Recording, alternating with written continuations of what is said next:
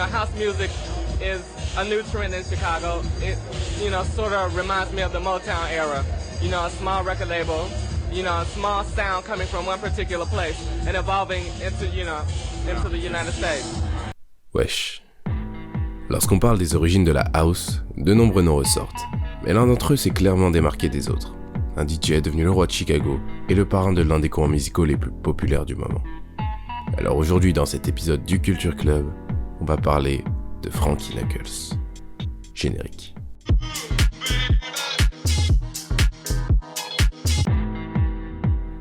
Francis Warren Nichols Jr., aka Frankie Knuckles, est né le 18 janvier 1955 dans le Bronx, l'un des 5 arrondissements de la ville de New York, zone étant connue à l'époque pour sa violence et pour être le berceau de la culture hip-hop.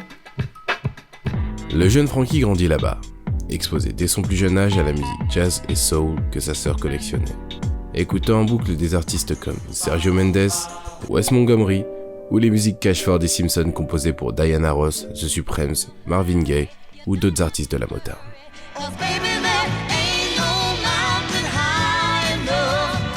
La musique s'est donc rapidement inscrite dans son quotidien, puis naturellement la fête. Entraîné par son ami Larry Levan, Frankie commença dès ses 16 ans à traîner dans la street, les bars et clubs du quartier. Larry Levan and I, when we were kids, we were real juvenile delinquents, in every sense of the word. Naturellement créatif, il se lança dans des études d'art et de design de vêtements, avant d'aller travailler en 1972 avec Larry, auprès du DJ Nicky Siano dans son club The Gallery.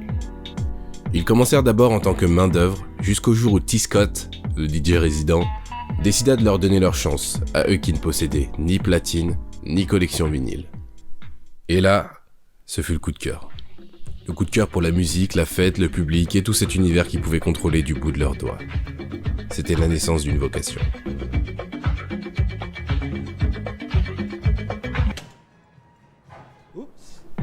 Les deux amis ont travaillé là-bas pendant un temps, apprenant les rouages du métier.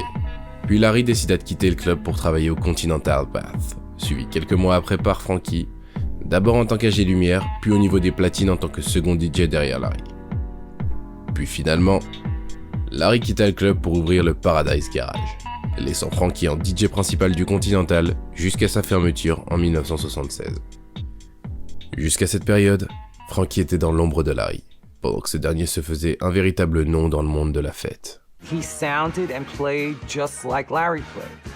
He didn't really have an identity as a DJ when he was in New York. Il a toujours eu cette figure de maître à penser et à mixer de Frankie. C'est notamment grâce à cette notoriété grimpante que Larry fut approché par un groupe d'entrepreneurs lui demandant de devenir résident d'une nouvelle boîte qui allait ouvrir à Chicago. Mais ne voulant pas abandonner son club, il déclina l'invitation, redirigeant l'intérêt vers Frankie. Et c'est finalement prêt à sortir de l'ombre que cette nouvelle boîte fut pour Frankie une évidence, le jour où son fondateur Robert Williams la lui présenta. And when he saw the place, he was like, yeah, this is cool for a club. Ne se doutant pas encore de l'impact qu'aurait cette boîte dans le monde de la musique. Installé au 206 South Jefferson Street à Chicago, The Warehouse était un club privé inspiré des meilleurs clubs de New York. Ce dernier s'est imposé à une époque où Chicago n'avait pas encore connaissance de la culture du DJing. Le club accueillait un public gay, noir et latino, des minorités qui à l'époque étaient marginalisées par la société. La Warehouse était un vrai refuge pour eux. They want people to go there and not bring any of that outside shit in. You know, no homophobia, no sexism towards women. Dans cette boîte, l'ambiance y était extraordinaire. On n'avait jamais vu ça à Chicago alors qu'aucun alcool n'était vendu dans le club. D'après les personnes qui le fréquentaient, la musique, les générateurs de fumée et les éclairages psychédéliques créaient des sensations de liberté et d'exaltation qu'on ne trouvait dans aucun autre club de l'époque. You can literally sit there because the music will make you high. Sensation sûrement facilitée par l'acide qui se donnait au plus grand des calmes à chaque personne qui rentrait dans la boîte. Mais bon, ce ne sont que des suppositions, cela ne nous regarde pas. I was probably on drugs half the time anyway, so it didn't matter. Et c'est dans ce club que Frankie Knuckles, fraîchement arrivé de New York, s'installa et développa son style. Une manière de mixer à la new-yorkaise, ajoutant du remix en live et proposant des setlists innovantes et travaillées, sans rien laisser au hasard. Still, I would go shopping, looking for music, and had great difficulty finding things that really appealed to me. It's not enough for me to just throw out there whatever is available. You know, for me, each song that I play has got to be just as great as the last one that was on before it. Incorporant des musiques variées, passant de son disco comme Let No Man Put Us Under, à des gros hits de la New Wave britannique comme le classique Blue Monday du groupe New Order. How does it feel to treat me like you do?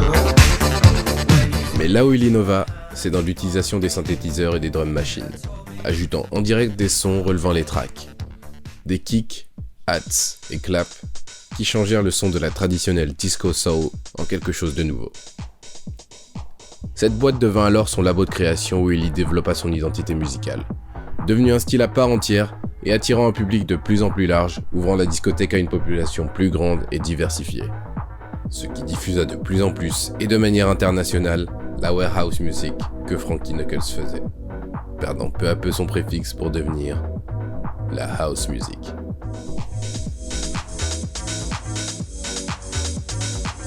Style musical transportant les valeurs de la fête, de la liberté et de la tolérance, qu'il affirmera des années après dans sa production, offrant l'un des premiers hymnes de la house music, Your Love.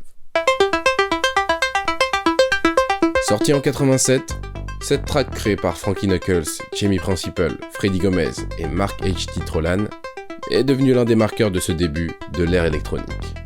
Reconnaissable à son arpège d'intro légendaire et sa Chucky bassline, ce son a marqué Chicago dès sa sortie. Jamie's record, Your Love, was like the anthem for years. Everybody wanted a copy of it. We were making cassettes, so somebody got lucky enough to get a reel-to-reel, and they made cassettes. I paid like $50 at Universal to make an acetate of it. That's how big that record was. What is house music? It's a style of music that Frankie Knuckles created. Called the Warehouse, where Frankie Knuckles was a resident. House music at that time, it was anything that Frankie Knuckles would play at the Warehouse, which was the coolest underground dance music. Frankie aurait simplement pu rester un petit DJ de Chicago, mais son style si marquant s'est gravé dans l'esprit des gens. C'est lors de ses soirées mythiques à la Warehouse puis par la suite au Power Plant, boîte qu'il ouvrira en 83, que Frankie transmettra son amour pour cette house qui l'a fait grandir. Un amour qui s'est transmis chez les jeunes de l'époque, jusqu'à la transformer en une passion pour cette musique qui leur était inconnue et avec laquelle ils voulaient jouer et évoluer. Jesse Saunders, Only Dijon, Marshall Jefferson, Steve Silkerly et bien d'autres grands noms de la house qui ont eu la chance de découvrir un jour cette musique pendant les soirées où Frankie était le roi. Et c'est parce qu'il les a inspirés et que eux à leur tour ont inspiré les autres que Frankie a gagné ce statut de parrain de la house. Le mouvement house a par la suite continué à prendre de l'ampleur, envahissant Chicago, les États-Unis, puis finalement l'international, la déclinant des centaines de versions, acid, garage, tech house ou encore French touch. Les DJ ont continué de transmettre l'héritage de Frankie Knuckles.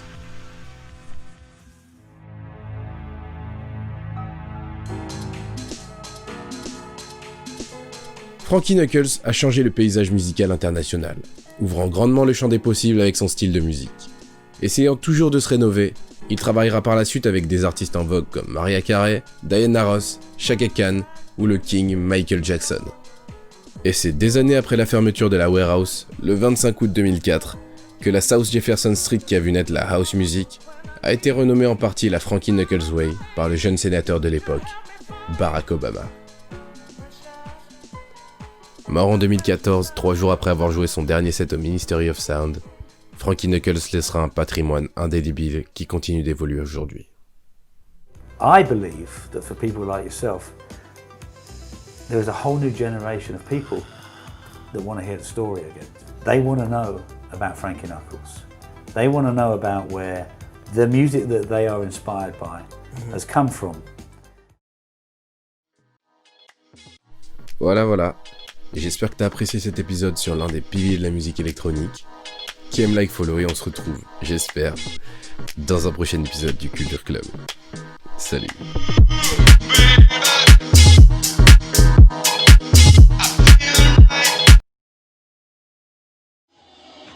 How hot is house music now?